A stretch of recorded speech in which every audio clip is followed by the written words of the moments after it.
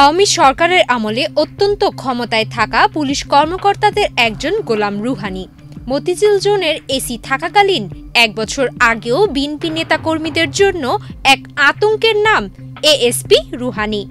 অনেকের মতে তার ক্ষমতার উৎস ছিল তার বড় ভাই নিষিদ্ধ ছাত্রলীগের সাবেক সাধারণ সম্পাদক গোলাম রাব্বানী। এবার সাময়িক বরখাস্ত হলেন পুলিশের এই কর্মকর্তা।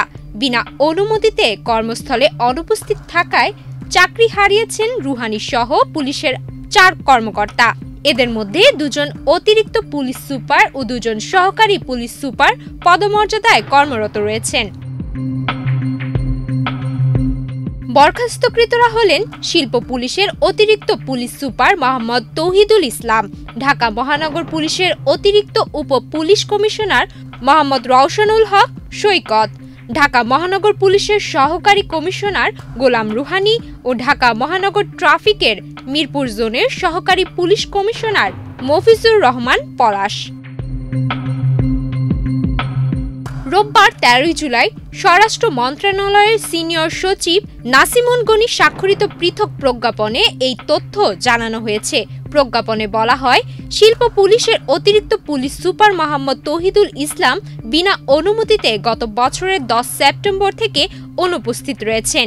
এর জন্য ২০১৮ সালের সরকারি চাকরি আইনের বিধি ৩ গ অনুসারে পলায়নের অপরাধে ১২ উপবিধি ১ অনুযায়ী তাকে ১০ সেপ্টেম্বর থেকে সাময়িক বরখাস্ত করা হয়েছে। এছাড়া অপর এক প্রজ্ঞাপনে জানানো হয়, ঢাকা মহানগর পুলিশের অতিরিক্ত উপ পুলিশ কমিশনার মোহাম্মদ রওশনুল হক সৈকত গত বছরের ২৫ আগস্ট থেকে অনুপস্থিত রয়েছেন। এ কারণে সরকারি চাকরি বিধি অনুযায়ী তাকেও সাময়িক বরখাস্ত করা হয়েছে। এছাড়াও ঢাকা মহানগর পুলিশের সহকারী কমিশনার গোলাম রুহানী গত বছরের ১১ আগস্ট থেকে কর্মস্থলে অনুপস্থিত রয়েছেন। এ কারণে ২০১৮ সালের সরকারি চাকরি ২ চ অনুযায়ী পলায়নের অভিযোগে তাকেও ১১ আগস্ট থেকে সাময়িক বরখাস্ত করা হয়েছে। অপর এক প্রজ্ঞাপনে ঢাকা মহানগর ট্রাফিকের মিরপুর জোনের সহকারী পুলিশ কমিশনার মফিজুর রহমান পলাশ গত বছরের ৬ আগস্ট থেকে পালিয়ে আছেন। এ কারণে ওই দিন থেকে তাকে সাময়িক বরখাস্ত করা হয়েছে। সুমাইয়া মিতু, বাংলাদেশ প্রতিদিন।